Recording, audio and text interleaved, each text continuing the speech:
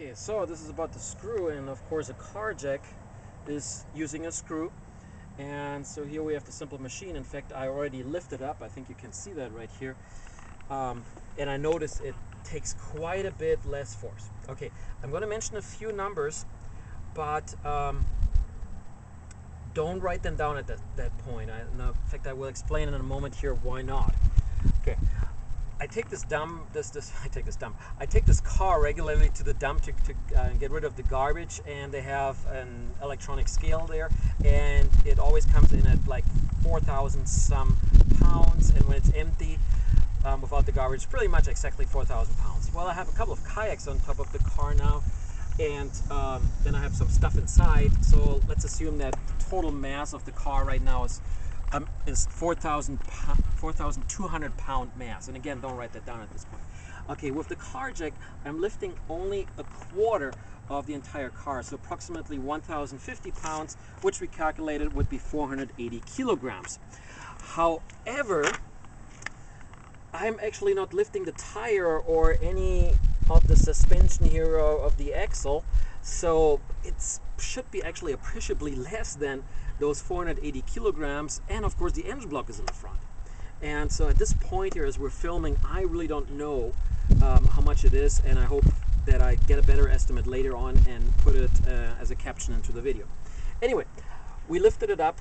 As we lifted it up, those 480 kilograms, which is really not the mass of what I'm actually lifting, it's appreciably less, but that would be in the neighborhood of 4,700 newtons. And when I applied the force here, I came up with I'm only measured 50 newtons. It was actually relatively easy to do, and it's hard for me to do that here by myself as Jerry is filming here. Yeah, I think you can almost see it actually here. Yeah, in fact, I can hold it and you can see it. It's about 40 newtons what it measures here.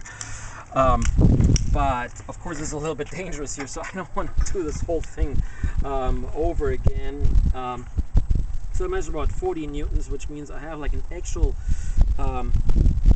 mechanical advantage of approximately 100. 4,700 divided by 40 or over 100 is like extreme mechanical advantage.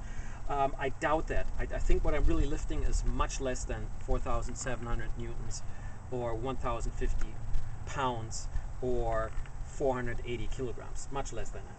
Okay, anyway, I lifted it up to a certain height. We measured that. Again, I'm also not going to mention that, but now I'm going to let it down, and the only thing that I do during the video here is I count the rotations that I let it down, and that of course would be also the rotations that I put in. So it's the number of rotations times 2 pi times the radius. We measured this one here to 22 centimeters.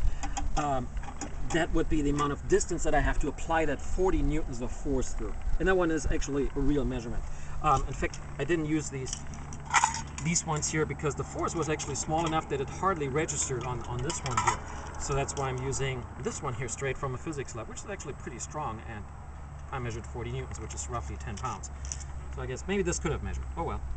Okay, so I'm going to let it down, and I'm going to count the rotations. So 1, 2, 3, 4, 5, 6, 7, 8, 9, 10. And I'm going to count a little more, but you notice I probably lost count a little bit by 1 or 2. Oh well. 11, 12, 13, 14, 15, 16, 17, 18, 19, 20. Okay, that's at this point I'm actually done, and I noticed that in between 10 and 20 it actually got a whole lot easier, which means I'm really not lifting that mass that I estimated earlier. In fact, I'm going to leave it. Yeah, so I have about 20 here. I'm just going to measure the height here, and it's 73, and earlier I measured 82, so I lifted it by about 9 centimeters, which is 3.5 inches. But of course I had to do 20 rotations times the radius times 2 pi, and that would give me the whole distance compared to just lifting at 9 centimeters. In any case, I'm going to put the numbers into the caption for this video. Okay, thank you.